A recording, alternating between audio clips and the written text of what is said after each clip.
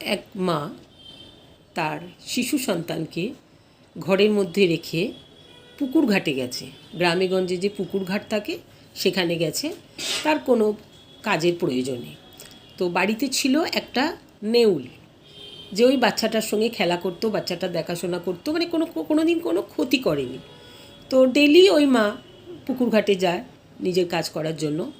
তো সেদিনও গেছে, দিয়ে পুকুর থেকে ফিরে ঘরে এসে দেখছে যে ওই নেউলটা রুমের বাইরে বসে আছে আর নেউলের মুখে রক্ত লেগে আছে। মাটা দেখেই ভয় পেয়ে গেল, ঠিক ভাবলো নিশ্চয় আমার ছেলেটাকেই কামড়ে দিয়েছে। দিয়ে একটা লাঠি নিয়ে ওই নেউলটাকে এতই মারলো যে নেউলটা হয়তো মরেই গেল।